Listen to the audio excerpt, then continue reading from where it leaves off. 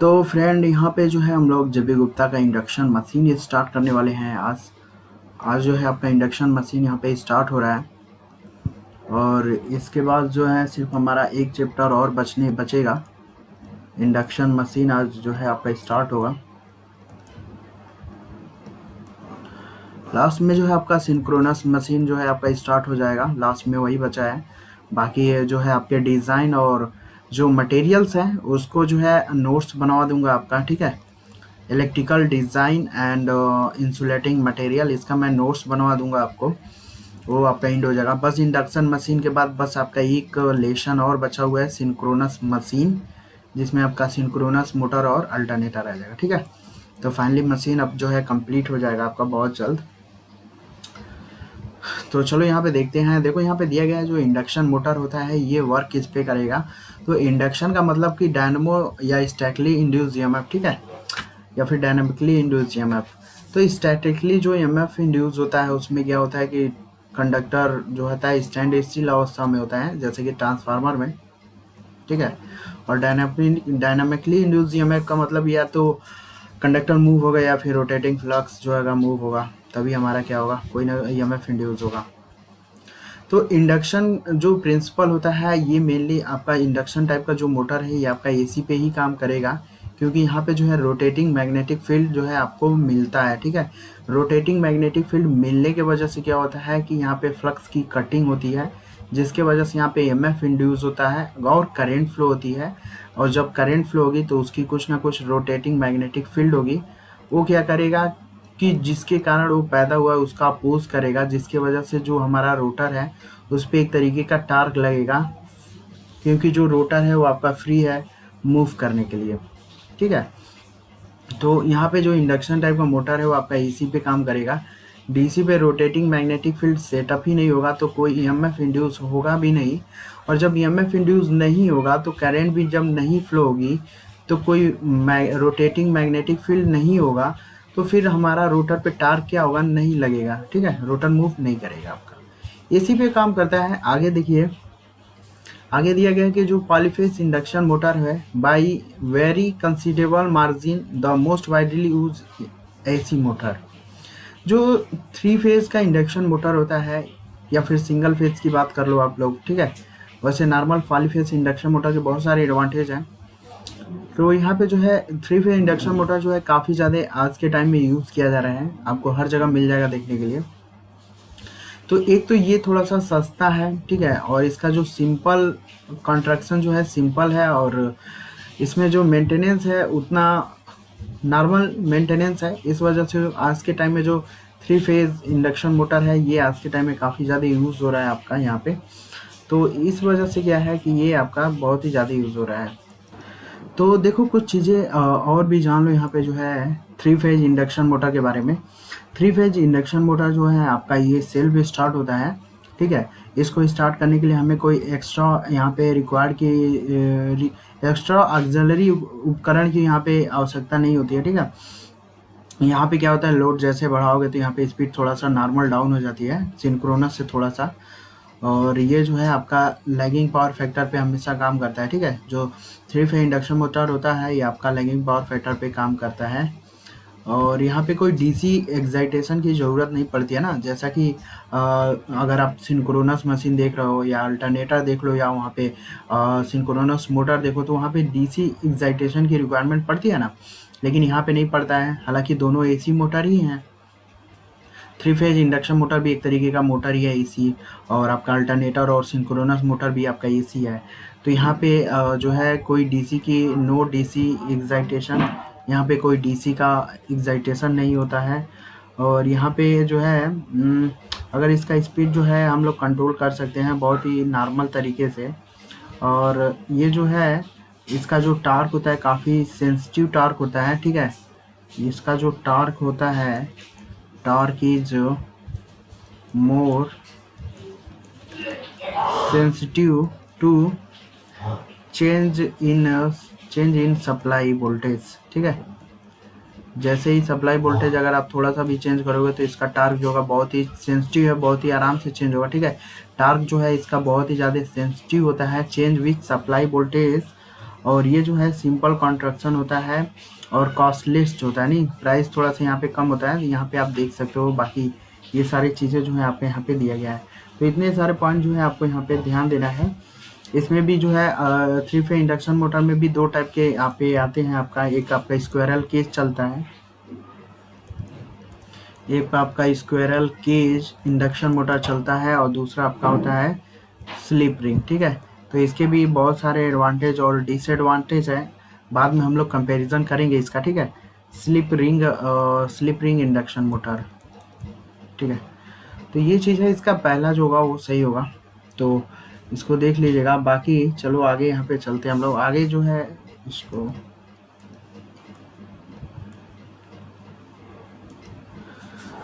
आगे यहाँ पे देखिए, आगे दिया गया which of the following statement associated with the polyphase induction motor is correct. तो कौन सा यहाँ पे स्टेटमेंट जो है अगर पॉलीफेज यानी सिंगल 3 फेज इंडक्शन मोटर को लेके जो है आपका सही है, ठीक है। तो देखो एक तरीके का क्या होता है ना कि जो हमारा पॉलीफेज या 3 फेज जो इंडक्शन मोटर होता है, ये आप एक तरीके का, जैसे कि हम क्या करते हैं, जैसे मान लो ये हमारे पास कोई कोर है, ठीक है, और यहाँ पे आप क्या दे रहे हो, एसी सप्लाई दे रहे हो, ठीक है। यहाँ पे आप एसी सप्लाई यहाँ पे दे रहे हो, और जैसे यहाँ पे सप्लाई दोगे तो यहाँ पे नंबर ऑफ टर्न है, और जब करंट फ्लो होगी तो जहाँ पे भी नंबर ऑफ टर्न और करंट फ्लो होता है वहाँ पे क्या होता है, एमएमएफ प्रोड्यूस होता है, ठीक है। और जहाँ पे एमएमएफ होता है वहाँ पे रिलक्टेंस भी कुछ ना कुछ होता है ना। तो यहाँ पे क्या होता है, फ्लक्स आपका सेटअप हो जाता है ना। तो यहाँ पे फ्लक्स जो है आपका सेटअप हो जाता है, जो आपका सेकेंडरी वाइंडिंग में अगर कोई कॉइल रखा है तो उसको क्या करेगा, जाके लिंक करेगा, क्योंकि हमने यहाँ पे एसी वोल्टेज दिया ना। तो यहाँ पे जो करंट जाएगी वो आपका अल्टरनेटिंग करंट होगी, जिसके वजह से यहाँ पे जो नंबर ऑफ टर्न और इसमें जो करंट फ्लो होगी वो आपका रोटेटिंग जो है मैग्नेटिक फील्ड सेटअप होगा। इस वजह से यहाँ पे फ्लक्स सेटअप हो जाएगा इस पूरे कोर में, और यहाँ पे अगर वाइंडिंग कोई रखी गई है तो यहाँ पे जाके इसे लिंक करेगा, ठीक है। लिंक करने का मतलब यहाँ पे जो है आपका ईएमएफ इंड्यूस होगा d∅/dt से, ठीक है। यहाँ पे ईएमएफ इंड्यूस होगा, ईएमएफ बराबर होता है n d∅/dt से, यहाँ पे ईएमएफ इंड्यूस होगा। लेकिन होता क्या है कि अगर हमें इसे मोटर ये क्या बोलते हैं 3 फेज इंडक्शन मोटर बनाना है, तो यहाँ पे क्या करते हैं कि ये जो वाइंडिंग है, सेकेंडरी जो वाइंडिंग हमने ये यूज़ किया है, इसको यहाँ से कटिंग कर देते हैं ना, इसको मूवेबल बना देते हैं, मूव करेगा ये, ठीक है। इसको हम लोग मूवेबल बनाते हैं, और ये वाला जो एरिया रखते हैं इसे फिक्स रखते हैं। अब यहाँ पे जैसे इसे आप मूवेबल बनाना चाहोगे तो यहाँ पे जब आप इसे काटोगे तो यहाँ पे एयर गैप हो जाएगा, ठीक है।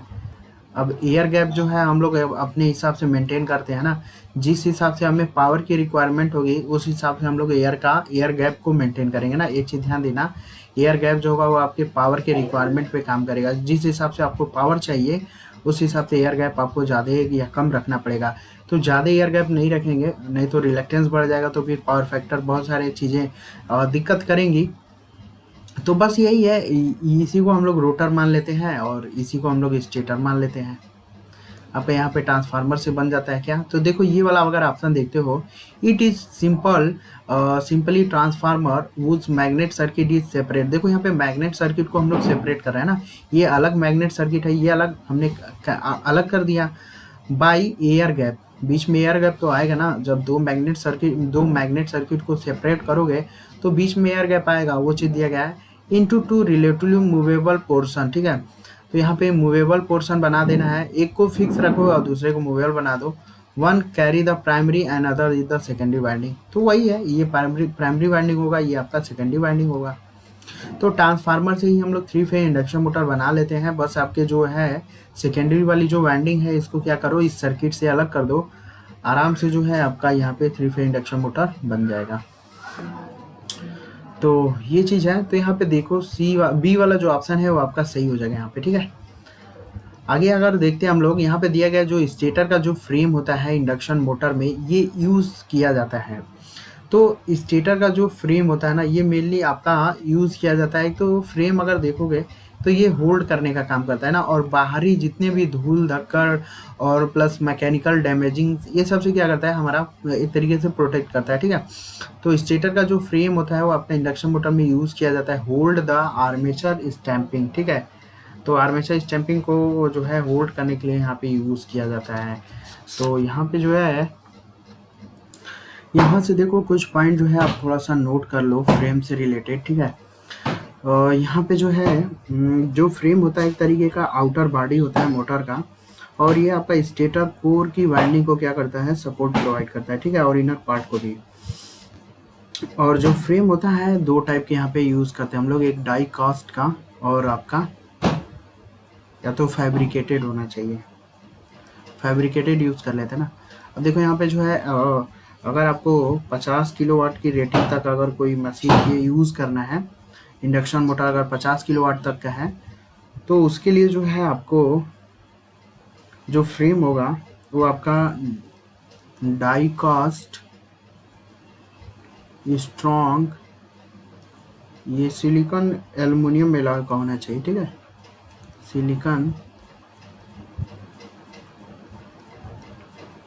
सिलिकॉन एल्युमिनियम एलॉय ये आपका होना चाहिए।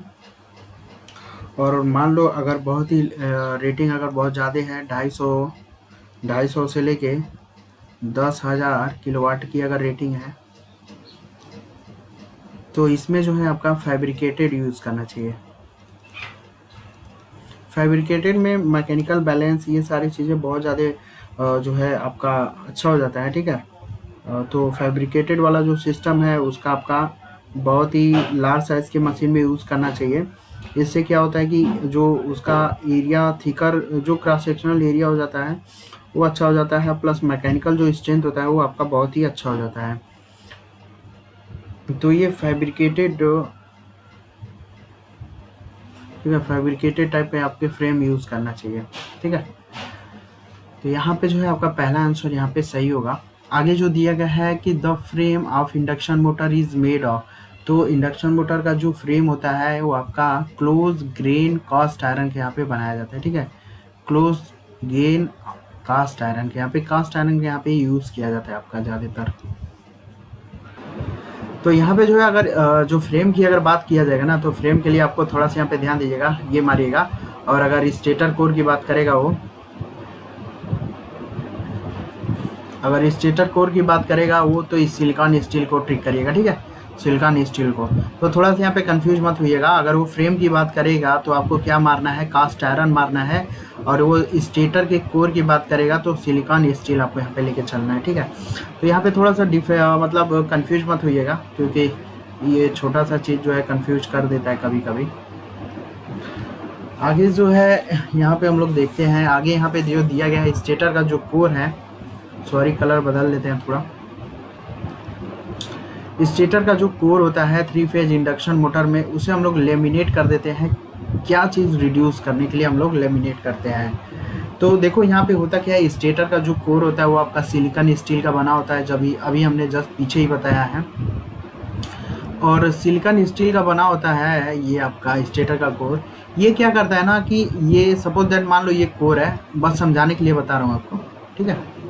तो ये कोर क्या होता है ना, एक तरीके का आपका रास्ता प्रोवाइड करता है ना, या क्या बोल सकते हो कि एक तरीके का पाथ प्रोवाइड करता है, किसके लिए, फ्लक्स के लिए। तो यहाँ से क्या होता है, इंटरनल जो है फ्लक्स आपका यहाँ से मतलब जाता है, मतलब एक तरीके का रास्ता उसको मिलता है, ठीक है। तो यहाँ पे क्या होता है कि जहाँ पे फ्लक्स जाएगा तो ऑब्वियसली है कि वहाँ पे आयरन लॉस होगा, यानी आयरन लॉस आपका दोनों होगा, हिस्टेरेसिस लॉस और एडी करंट लॉस दोनों होगा यहाँ पे। अब यहाँ पे क्या होता है, हिस्टेरेसिस लॉस तो आपका फिक्स होता है ना, क्योंकि जो मटेरियल होता है उस पर डिपेंड करेगा। तो मटेरियल जो हमको लगाना होगा वो तो हम लगा ही लेंगे सिलिकॉन स्टील। अब उसमें हाई ग्रेड का लगाने में क्या होगा कि खर्चा आएगा। तो क्या होता है, ये लॉसेज जो होता है उतना इफेक्टिव नहीं होता है। ये वाला जो लॉसेज है थोड़ा दिक्कत करता है ना। जो एडी वाला जो लॉस है ये आपका फ्रीक्वेंसी स्क्वायर के टर्म में डिपेंड करता है, और जो हिस्टेरेसिस होता है वो आपका फ्रीक्वेंसी पे डिपेंड करता है ना। तो यहाँ पे थोड़ा सा ज़्यादा दिक्कत आती है एडी करंट वाले में, क्योंकि इसमें स्क्वायर के टर्म में डिपेंड कर रहा है। इसलिए यहाँ पे जो एडी करंट जो होती है ना, ये एक तरीके की सर्कुलेटिंग करंट होती है। एडी जो करंट होती है एक तरीके की सर्कुलेटिंग करंट होती है, और इस सर्कुलेटिंग करंट को अपना पूरा कंप्लीट पाथ प्रोवाइड ना करे, इसलिए यहाँ पे इसे काट देते हैं ना। जब इसे आप काट देंगे तो ये कहाँ, जैसे मान लो ये हमने लेमिनेटेड कर दिया, ठीक है, इसको हमने लेमिनेटेड किया, और यहाँ पे देखो सर्कुलेटिंग करंट यहाँ से जाएगी फिर कैंसिल हो जाएगी, यहाँ से जाएगी कैंसिल हो जाएगी।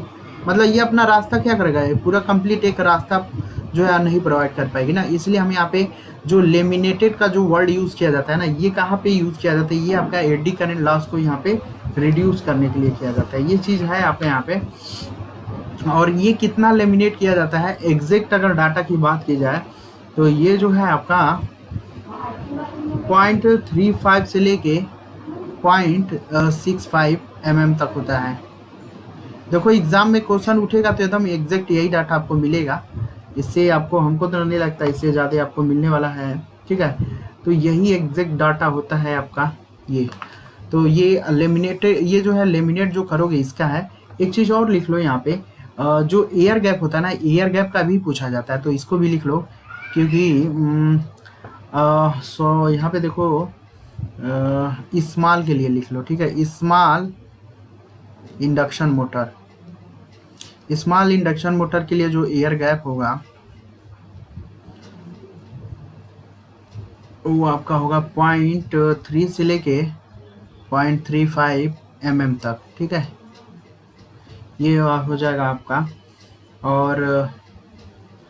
और यहाँ पे स्मॉल और मीडियम के लिए ले लो, ठीक है। मीडियम के लिए भी यही यूज़ करते हैं हम लोग। लेकिन जो आपका हाई वाले के लिए यहाँ पे ध्यान देना है, जो हाई इंडक्शन मशीन होती है इसमें जो एयर गैप होगा, इसमें जो एयर गैप होगा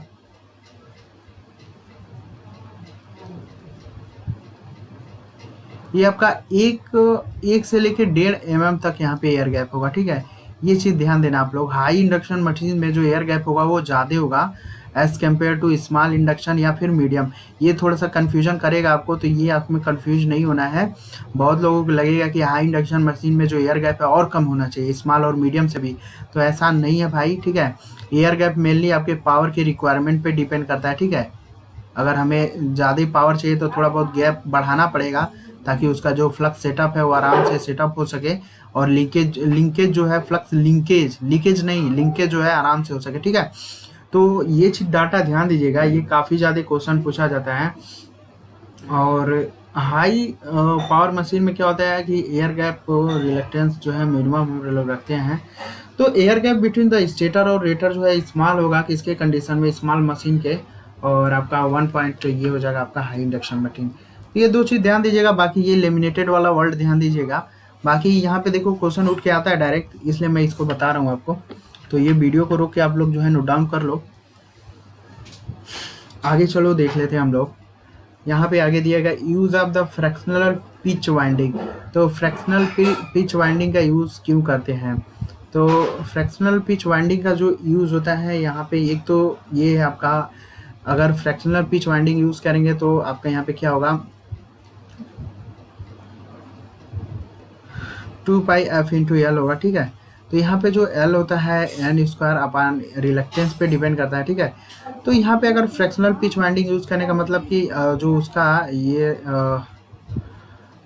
यल बड़ा एस μ0 μr इंटू एरिया होता है, ठीक है। तो फ्रैक्शनल पिच वाइंडिंग में क्या होता है कि थोड़ा सा यहाँ पे जो लीकेज रिएक्टेंस हो आपका कम हो जाता है। मीन्स जो आपका जो फ्लक्स होता है वो आपका टोटल जो है आपका एनर्जी कंजर्वेशन में हेल्प करता है, ठीक है। तो ये चीज़ होता है यहाँ पे। फ्रैक्शनल पिच वाइंडिंग यूज़ करने से जो है सेविंग भी होती है हमारे मटेरियल्स की, और यहाँ पे जो है इसका लीकेज रिएक्टेंस जो है आपका कम हो जाता है। लीकेज रिएक्टेंस जब कम हो जाएगा तो ये एनर्जी कंजर्वेशन में क्या करेगा, बहुत ही ज़्यादा हेल्प करेगा जो फ्रैक्शनल पिच वाइंडिंग यूज़ किया जाता है। और reduce the axial length of the machine, ठीक है। तो ये एक तरीके का एक्सियल लेंथ जो है आपका कम कर देता है, जिसके वजह से जो नंबर ऑफ टर्न है एक तरीके का कम हो जाता है, जिससे आपका एक्सियल कम हो जाने की वजह से जो एक्सेल जो है कम हो जाता है, जिसके वजह से आपका इंडक्टिव रिएक्टेंस भी जो होता है थोड़ा कम हो जाता है, ठीक है। और मेक इट स्टीफर, थोड़ा सा स्टीफर हो जाता है, ठीक है। आराम से जो है आपका यहाँ पे मैकेनिकली बैलेंस हो जाता है, आपका स्ट्रांग हो जाता है ना। तो ऑल ऑफ द एबव जो होगा यहाँ पे इसका सही होगा। आगे जो है यहाँ पे देखो, आगे वाले क्वेश्चन में दिया गया है कि यहाँ पे जो है if all the stator coil of a induction motor are connected for the same magnetic polarity there will be form and the equal number of, ठीक है। तो यहाँ पे आपका दिया गया है जो स्टेटर की जो कॉयल है, जितने भी इंडक्शन मोटर हैं, इंडक्शन मोटर में जितने भी स्टेटर के कॉयल है, अगर उसको कनेक्ट कर दिया जाए सेम पोलरिटी से, and there will be form equal number of, क्या चीज़ होगा वो आपका इक्वल होगा यहाँ पे। तो देखो यार सिंपल सी बात है ना, क्या है कि जितने भी कॉइल हैं, जितने भी कॉइल को अगर आप रिकनेक्ट करके सेम पोलरिटी से ऐड करते हो, तो सब में क्या होगा कि नंबर ऑफ पोल क्या होगा, 2 टाइम्स इंक्रीज होगा ना। यहाँ पे जो मतलब जो इसमें पोल होगा या फिर पोल का जो ग्रुप होता है, वो आपका 2 कंडक्टर के बीच पोल बनता है ना, इजीली आपको पता होगा 2 कंडक्टर के बीच पोल बनता है। तो अगर आप इसे सेम पोलरिटी के साथ ऐड कर दोगे, तो यहाँ पे क्या होगा कि जो नंबर ऑफ पोल होंगे वो आपके इंक्रीज हो जाएंगे ना, यानी जो पोल ग्रुप होगा,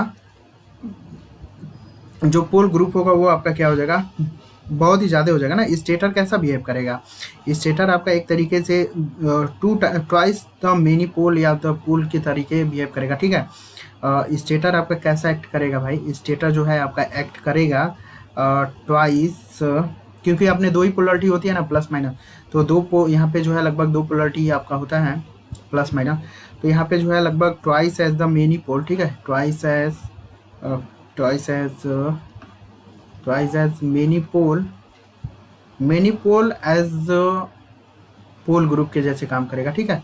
तो बहुत ज़्यादा पोल हो जाएंगे यार, तो क्या होगा कि बहुत ज़्यादा जब पोल हो जाएंगे तो एडिशनल पोल बोल लेंगे ना, और एडिशनल पोल को हम लोग कॉन्सिक्यूटिव पोल भी बोलते हैं। एडिशनल पोल को हम लोग कौन सा पोल बोलते हैं भाई, ये आपका कहाँ गया, कॉन्सिक्यूटिव पोल बोलते हैं ना। कॉन्सिक्यूटिव पोल का मतलब कि बहुत ज़्यादा पोल, ठीक है, इसी को हम बोलते हैं एडिशनल पोल।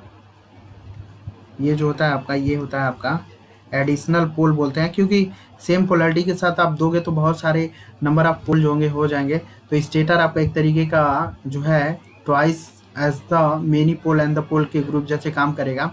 तो जितने नंबर ऑफ पोल बढ़ जाएंगे उस हिसाब से पोलरिटी क्या हो जाएगी, उनकी अपोजिट पोलरिटी तो अपोजिट ही रहेगी ना, क्योंकि जब पोल होगा तो एक प्लस होगा, माइनस की पोलरिटी होनी चाहिए, तो पोलरिटी क्या हो जाएगी, पोलरिटी अपोजिट रहेगी। लेकिन जो कॉन्सिक्वेंस पोल है यानी पोल जो होगा वो आपका बढ़ जाएगा ना, एडिशनल पोल हो जाएगा। तो ये है, अगर सभी कॉइल को अगर रिकनेक्ट करके अगर आप जोड़ते हो ना सेम पोलरिटी के साथ, तो यहाँ पे स्टेटर तो है 2 टाइम्स द पोल या पोल ग्रुप जैसे काम करेगा। इसमें क्या होगा, एडिशनल पोल होने की वजह से क्रिएट हो जाएगा ना, इसे हम कॉन्सिक्यूटिव पोल बोलते हैं, और इस वाइंडिंग को जो है कॉन्सिक्यूटिव पोल वाइंडिंग भी बोलते हैं। और ये पोलरिटी जो होगी वो अपोजिट होगी, सेम पोलरिटी नहीं होगी, ये चीज़ ध्यान देना, ठीक है। पोल नंबर ऑफ पोल जब ज़्यादा हो जाएंगे तो ऑब्वियसली वहाँ पे एक पोलरिटी अलग होगी, ठीक है। एक तो प्लस होगा तो अगला जो है खुद ही अपोजिट होगा ना, तो यहाँ पे अपोजिट पोलरिटी होना है। यहाँ पे नंबर ऑफ पोल ज़्यादा हो जाएंगे लेकिन उनकी जो पोलरिटी होगी वो आपका अपोजिट पोलरिटी के साथ होगा, ठीक है, तभी तो नंबर ऑफ पोल यहाँ पे ज़्यादा बन पाएगा हमारा। तो यहाँ पे सी वाला ऑप्शन सही होगा, डी वाले पे आप लोग ध्यान न दीजिएगा।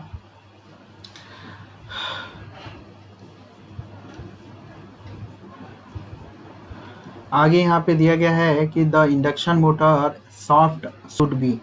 तो इंडक्शन मोटर का जो शाफ्ट होता है ये आपका स्टिफ बनाया जाता है ना, और कहाँ गया आपका, स्टिफ बनाया जाता है ये। और ये जो है आपका, इसमें जो है बहुत ही, जो इंडक्शन मोटर जो शाफ्ट होता है वो आपका स्टिफ का बनता है, और इसमें जो एयर गैप होता है बहुत ही कम होता है, ठीक है, वेरी शॉर्ट एयर गैप रखते हैं, ठीक है। तो ये स्टिफ का होता है आपका। तो मेनली जो है जो शाफ्ट होता है स्टिप इसीलिए यूज़ करते हैं ना। स्टिप का मेनली काम क्या होता है कि ये आपका जो एयर गैप होता है इसे बहुत ही कम करता है, ठीक है। और बाकी हालो और ये फ्लेक्सिबल यूज़ करोगे तो ये थोड़ा सा एयर गैप बढ़ा देगा आपका। तो ये चीज़ होता है, इसीलिए मोटर का जो शाफ्ट होता है वो स्टिप यूज़ करते हैं ताकि वो एयर गैप जो है वो आपका कम से कम हो सके। इंडक्शन मोटर का जो शाफ्ट होता है वो आपका किसका बनाते हैं हम लोग, तो इंडक्शन मोटर का जो शाफ्ट होता है वो आपका माइल्ड स्टील का बनता है, ठीक है। इंडक्शन मोटर का जो शाफ्ट होता है वो आपका माइल्ड स्टील का बनता है, इसको ध्यान दीजिएगा। आगे चलो देखते हैं, आगे दिया गया जो induction motor normally use diecast aluminium rotor because the aluminium is. तो देखो यहाँ पे मैंने बताया था ना कि जो इंडक्शन मोटर नॉर्मली जो यूज़ किया जाता है, एक तो डाइकास्ट का फ्रेम यूज़ किया जाता है और दूसरा आपका यहाँ पे फैब्रिकेटेड यूज़ किया जाता है ना। तो यहाँ पे जो एल्युमिनियम होता है रोटर में, ये यूज़ करने का रीज़न क्या है, तो एल्युमिनियम जानते ही हो सस्ता है, इजी टू अवेलेबल है, मेल्टिंग पॉइंट जो है इसका अच्छा है। तो यहाँ पे जो होगा इसका जो राइट आंसर होगा आपका सी होगा, ठीक है। Easy to cost owing to low melting point and easily available, ठीक है। सबसे बड़ा यहाँ पे एडवांटेज यही है कि आपका ये ईज़िली अवेलेबल है, ठीक है। ये क्या है, बहुत ही आसान मात्रा में अवेलेबल है, तो ये आपका सी जो होगा वो सही होगा। आगे जो है आपका यहाँ पे दिया गया है कि in a 3 phase squirrel cage induction motor, 3 phase squirrel का जो इंडक्शन मोटर होता है, तो यहाँ पे जो है जो 3 फेज स्क्वायरल का इंडक्शन मोटर होता है, इसमें जो रोटर के जो कंडक्टर होते हैं इसको हम लोग शॉर्ट सर्किट कर देते हैं, किससे, इंड रिंग से, ठीक है। यहाँ पे इंड रिंग से क्या करते हैं, शॉर्ट करते हैं। एक चीज़ ध्यान दीजिएगा, ठीक है। तो यहाँ पे रोटर कंडक्टर को हम लोग इंड रिंग से शॉर्ट करते हैं। तो यहाँ पे जो होता है ये इंड रिंग होता है ना, ये आपका एक चीज़ लिख लो, ये आपका सिमिलर मटेरियल का बनता है आपका, ये जो है सिमिलर मटेरियल का होता है आपका। जस्ट 1 सेकेंड यार, ठीक है। सिमिलर मटेरियल्स का होता है to that of the rotor conductor, ठीक है।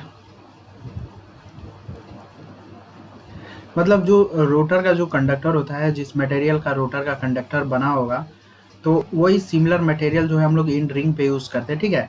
तो रोटर का जो कंडक्टर होता है वो आपको शॉर्ट कर दिया जाता है किसी इन रिंग से, और जो इन रिंग होता है ये आपका सिमिलर मटेरियल होता है किसका, रोटर के कंडक्टर का, ठीक है।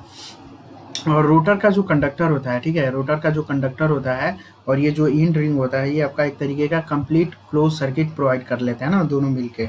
सॉल्व करने का मतलब क्या हुआ, कंप्लीट क्लोज सर्किट जो है ये प्रोवाइड करेगा, कंप्लीट क्लोज सर्किट, ठीक है, जिससे करंट आराम से फ्लो होगी, फ्लक्स मिलेगा हमें, ठीक है। ये चीज़ नॉर्मल क्वेश्चन था आपका।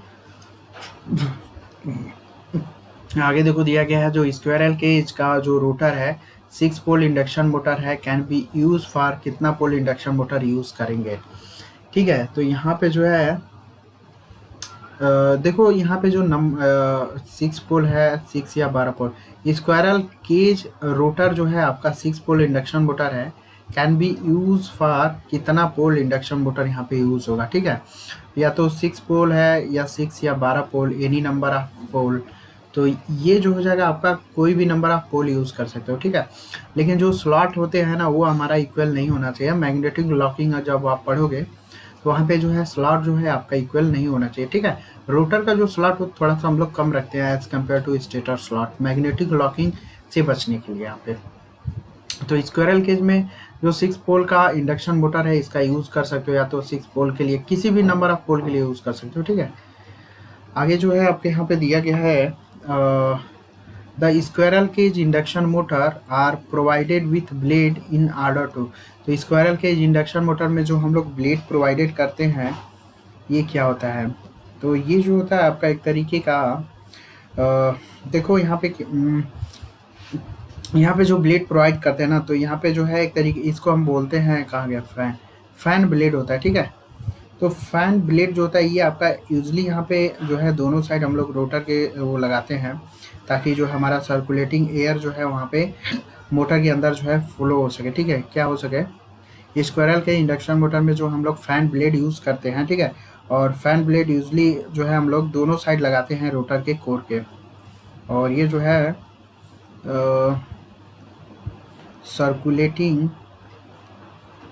सर्कुलेटिंग एयर को क्या कर सके, मेंटेन कर सके, जिससे हमारा क्या होगा, कूलिंग जो होगा वो रोटर का अच्छा होगा, ठीक है।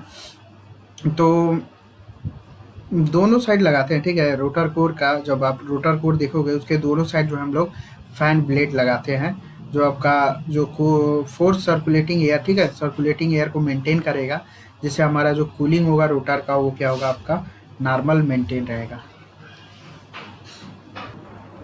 अगले वाले क्वेश्चन में यहाँ पे दिया गया है कि जो रोटर होता है 3 phase wound rotor induction motor, ठीक है, ये प्रोवाइड करते हैं।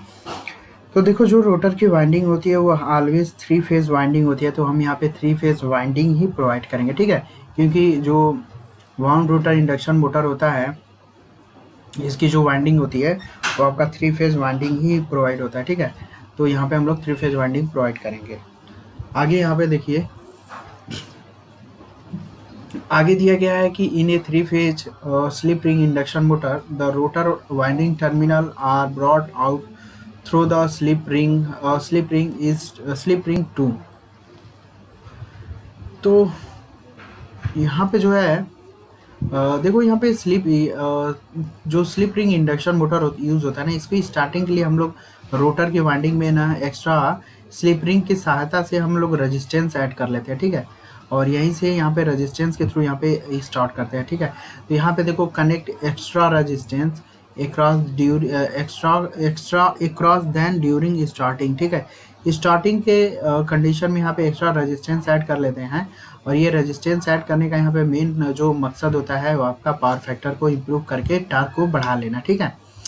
क्योंकि जो cos फाई होता है वो आपका होता है R/Z, तो रेजिस्टेंस ज़्यादा यूज़ करने का मतलब पावर फैक्टर लगभग यूनिटी के पास जाएगा, और जो टार्क होगा वो V2I2 प्लस cos फाई के टर्म में काम करेगा ना। तो पावर फैक्टर जब अच्छा होगा तो टार्क क्या होगा, बहुत ही अच्छा मिलेगा। तो मेनली यहाँ पे जो है हम जो रेजिस्टेंस ऐड करते हैं, एक देखो यहाँ पे जो स्लिप रिंग होता है, स्लिप रिंग के ही मतलब सहायता से जो है हम लोग ये क्या बोलते हैं, स्लिप रिंग की ही सहायता से जो है हम लोग यहाँ पे क्या बोलते हैं, रुको फिगर बना दे रहा हूँ मैं, ठीक है। फिगर बना देने से ज़्यादा थोड़ा सा अच्छा लगेगा। ये मान लो स्टेटर है, और यहाँ पे थोड़ा सा देखो यहाँ पे 3 स्लिप रिंग यूज़ किया जाता है ना, फिगर बस नॉर्मल समझ लो। यहाँ पे 3 स्लिप रिंग यूज़ होता है, ये आपका स्लिप रिंग है। और यहाँ पे जो है 3 स्लिप रिंग होगा तो ब्रशेस भी होंगे ना, ये देखो ब्रशेस लगे होते हैं, ये आपके ब्रशेस होते हैं। और यहाँ इनका जो कनेक्शन होता है इनका ब्रश के थ्रू, ये आपका एक स्टार में रेजिस्टेंस लगाता है जिसे हम लोग रिहोस्टेटर बोलते हैं, ये स्टार में कनेक्ट होता है। और इसी का कनेक्शन कुछ इस तरीके से लाके हम लोग कर देते हैं, ठीक है। ये स्टार में होता है आपका, और इसे हम लोग बोलते हैं रिहोस्टेट। और ये स्लिप रिंग होता है, ये आपका ये स्लिप रिंग है, और ये ब्रश है, ये ब्रश है और ये स्लिप रिंग है। और इसका कनेक्शन लाके यहाँ पे ऐसे ऐसे कर दो, ठीक है। बस नॉर्मल समझने की बात है। ये जो है आपका ये रोटर की वाइंडिंग है, ये मान लो रोटर की वाइंडिंग है आपका, ठीक है। तो रोटर की वाइंडिंग ये भी जो है स्टार में ही कनेक्ट होता है, 3 फेज वाइंडिंग होती है, तो इसलिए हम यहाँ पे 3 फेज सप्लाई देंगे। और ये स्टार में कनेक्ट होता है, ये भी ध्यान देना, क्वेश्चन उठ के आता है यहाँ से। तो यहाँ पे क्वेश्चन क्या क्या उठ के आता है, देखो 3 स्लिप रिंग यूज़ होता है ना, तो ये ध्यान देना, 3 स्लिप रिंग यूज़ होता है, 3 ब्रशेज यूज़ होता है, और यहाँ पे स्टार में रिहोस्टेट यूज़ करते हैं, ठीक है। तो इसमें क्या होता है ना कि जो आप रेजिस्टेंस और स्टार्टिंग में रेजिस्टेंस ऐड करने का मतलब ये हुआ कि पावर फैक्टर जो है लगभग इम्प्रूव कर लेना, और जितने भी टार्क है वहाँ पे इंक्रीज हो जाएगा ना। तो स्लिप रिंग इंडक्शन मोटर में ही ये फैसिलिटी आपकी अवेलेबल होती है कि इसमें जो रोटर की जो वाइंडिंग है, इसमें स्लिप रिंग के माध्यम से जो है हम लोग इसमें रेजिस्टेंस ऐड करके, एक्स्ट्रा रेजिस्टेंस ऐड करके इसे स्टार्ट कर सकते हैं ना। तो यही आपका यही फैसिलिटी देता है, connect extra resistance across then during the starting condition में यहाँ पे यूज़ किया जाता है ना, बाद में हटा देते हैं ना तो रेजिस्टेंस रहेगा तो लॉस ज़्यादा होगा ना, और जब लॉस होगा तो फिर समझ ही रहे हो आप। आगे यहाँ पे देखते हैं, अगले वाले क्वेश्चन में दिया गया what is the material of slip ring induction machine. तो स्लिप रिंग जो होता है आपका किस मटेरियल का यहाँ पे आपका बनता है, तो ये आपको लगभग पता होगा ना, फास्फर ब्रॉन्ज का बनाते हैं, ठीक है। जो स्लिप रिंग होता है इंडक्शन मोटर में वो आपका फास्फर ब्रॉन्ज का यहाँ पे हम लोग इसको बनाते हैं। आगे चलो देख लेते हैं। आगे जो दिया गया रोटर की जो वाइंडिंग होती है, 3 phase slip ring induction motor having the delta connected stator must be connected in. तो ये जो होगा, जो रोटर की जो वाइंडिंग होती है 3 phase slip ring induction motor में, या तो वो डेल्टा कनेक्टेड हो सकता है या फिर वो स्टार कनेक्टेड हो सकता है, ठीक है। तो ये हम लोग जो है अपने अकॉर्डिंग कुछ भी यूज़ कर सकते हैं, ठीक है। या तो डेल्टा में कनेक्ट कर लो या स्टार अकॉर्डिंग टू नीड, ठीक है। अपने आवश्यकता के अनुसार हम किसी में भी जो है कनेक्ट कर सकते हैं, ठीक है। तो नॉर्मली जो रोटर की वाइंडिंग होती है वो आपका नॉर्मली स्टार में ही कनेक्ट होता है, लेकिन यहाँ पे जो है देखो क्वेश्चन में यहाँ पे घुमा के पूछा गया है कि जो रोटर की जो वाइंडिंग होती है for a 3 phase slip ring induction motor having the delta connected, यहाँ पे इन्होंने बोल दिया कि डेल्टा कनेक्टेड है और stator must be connected in. तो इसको इस रोटर की वाइंडिंग को ये पहले ही बोल दिया कि भाई देखो हम तो जानते हैं स्टार में कनेक्ट होता है, इन्होंने बोला कि चलो डेल्टा में है, और फिर ये पूछ रहे हैं कि स्टेटर की जो वाइंडिंग होगा वो किस में कनेक्ट होगा। तो आप फ्री हो, ठीक है, इसको भी चाहे आप इस स्टार में ले लो चाहे डेल्टा में ले लो, कोई दिक्कत नहीं है। और इसको भी चाहे स्टार में लो चाहे डेल्टा में लो। तो हमें अपनी आवश्यकता के अनुसार हमें हाई स्पीड चाहिए तो क्या, या हाई टार्क चाहिए, उसके अकॉर्डिंग डेल्टा और स्टार के यहाँ पे कनेक्शन करते हैं, ठीक है। तो ये चीज़ होता है। तो अगर स्पीड ज़्यादा चाहिए ना, स्पीड ज़्यादा चाहिए तो शायद डेल्टा में कनेक्ट करते हैं, और जब टार्क ज़्यादा चाहिए तो इसे हम स्टार में कनेक्ट करते हैं ना। तो आपको जो रिक्वायरमेंट हो अपने आवश्यकता के अनुसार उस हिसाब से आप कनेक्ट कर सकते हो, ठीक है। डेल्टा में अगर स्पीड ज़्यादा चाहिए तो डेल्टा में कनेक्ट कर लेना, और टार्क अगर चाहिए ना तो आप स्टार में कनेक्ट कर लेना है, ये क्वेश्चन है। तो यहाँ पे जो है बस ईजली है। लेकिन ये चीज़ जानो, यहाँ पे देखो नीड के अकॉर्डिंग दिया गया ना, आवश्यकता के अनुसार। अगर यही क्वेश्चन इस तरीके से दे दे, प्रीफर्ड अगर पूछ ले क्या प्रीफर्ड करते हैं ना, तो आपको स्टार क्या करना है, ट्रिक करके आना है ना। एग्जाम में अगर प्रीफर्ड दे देगा तो आपको स्टार ट्रिक करके आना है, क्योंकि जो रोटर की वाइंडिंग होती है ना मेरे भाई, वो स्टार और डेल्टा दोनों में आप कनेक्ट कर सकते हो, लेकिन स्टार का जो कनेक्शन है वो सबसे ज़्यादा प्रीफर किया जाता है, ये ध्यान देना। तो प्रीफर वाला अगर मेथड पूछेगा तो आपको स्टार पे ट्रिक करना है, ठीक है। चलो आगे देखते हैं हम लोग। आगे यहाँ पे देखो, आगे यहाँ पे दिया गया है कि जो 3 phase slip ring induction motor होता है, इसमें जो ब्रशेज होते हैं वो आपके कनेक्ट होते हैं। तो अभी जो है मैंने ब्रशेज जो है कनेक्ट होते हैं ना, एक्सटर्नल स्टार कनेक्टेड रजिस्टर। तो देखो यहाँ पे जो है अभी मैंने जस्ट बताया था कि जो ब्रशेज होते हैं वो आपका जो है एक्सटर्नल स्टार कनेक्टेड रजिस्टर होता है ना। अभी मैंने बताया था कि जो रोटर की ये वाइंडिंग होती है आपकी, ठीक है, और इसका कनेक्शन यहाँ पे स्लिप रिंग होता था, ब्रश होता था यहाँ पे ना, ये आपका स्लिप रिंग और ब्रश होता था, यहाँ पे ले जाके कनेक्ट कर देते थे हम लोग। और इसका कनेक्शन हमें पता है कि इसका कनेक्शन हम लोग ला के यहाँ पे रियोस्टेट यूज़ करते थे ना, अभी जस्ट पीछे बताया है। तो यहाँ पे जो ये क्या पूछा गया है, जो स्लिप रिंग होता है और जो ब्रशेज हैं, ब्रशेज भी लगभग स्टार में ही कनेक्ट होते हैं ना, स्टार कनेक्टेड रजिस्टर। और यहाँ पे एक्सटर्नल दिया गया ना, बाहर ही कनेक्ट होता है। तो 3 phase slip ring induction motor जो कनेक्टेड होता है वो आपका स्टार में कनेक्ट होता है, रजिस्टर में। और ये आपका 2 पर्पस के लिए ऐसा काम किया जाता है, ठीक है। जो ब्रशेज आपके कनेक्ट किए जाते हैं स्टार कनेक्टेड रियोस्टेट के साथ, ठीक है, 2 पर्पस होता है, इस पर्पस को लिख लीजिए। मतलब जो ब्रशेज होता है इसको हम लोग कनेक्ट करते हैं किसमें, स्टार में, एज कम्पेयर टू रियोस्टेट के साथ। 2 पर्पस होता है। पर्पस क्या होता है ये ध्यान दीजिएगा। पहला पर्पस होता है ये स्टार्टिंग का, कि आप हाई स्टार्टिंग टार्क लेना चाह रहे हैं। दूसरा होता है आपका स्पीड कंट्रोल, ठीक है। तो 2 पर्पस की वजह से जो ब्रश को हम लोग कनेक्ट करते हैं star external star connected resistance, ठीक है। ब्रश को हम लोग किस में कनेक्ट करते हैं, स्टार कनेक्टेड रजिस्टेंस के साथ। यहाँ पे 2 पर्पस होता है, एक तो स्टार्टिंग का पर्पस होता है और दूसरा स्पीड कंट्रोल का पर्पस होता है, ठीक है। आगे यहाँ पे देखिए, यहाँ पे दिया गया है इन a 3 phase wound rotor induction motor the short circuit gear is under to the short circuit the. तो यहाँ पे जो है देखो, यहाँ पे दिया गया है ना कि जो 3 फेज का वाउंड का जो rotor 3 phase wound rotor induction जो मोटर होता है, वाउंड का मतलब यहाँ पे आपको समझ लेना है स्लिप रिंग से, ठीक है, स्लिप रिंग से।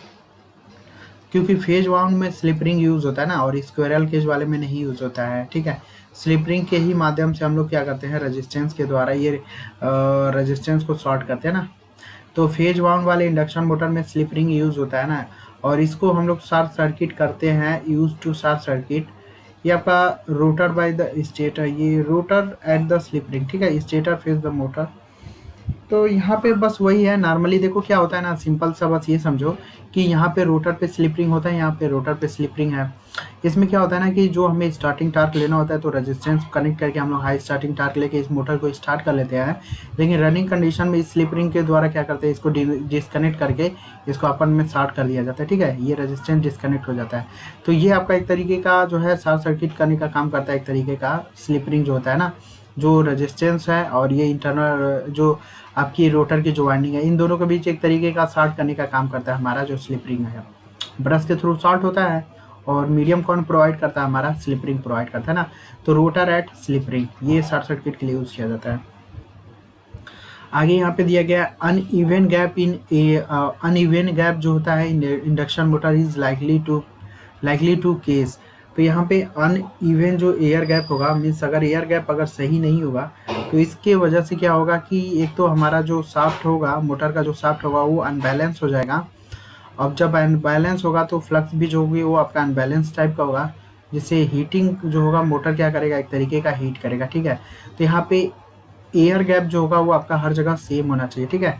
एयर गैप क्या होना चाहिए, आपका सेम होना चाहिए जितना भी होगा। तो एयर गैप जो है, मैंने एयर गैप से रिलेटेड बताया था कि स्मॉल और मीडियम साइज के मशीनों के लिए 3 पॉइंट से लेकर 0.3 इतना जो है एयर गैप रखना है, और लार्ज साइज की मशीनों के लिए जो है 1.0 से लेकर 1.5 जो है हमें एयर गैप रखना है, ठीक है।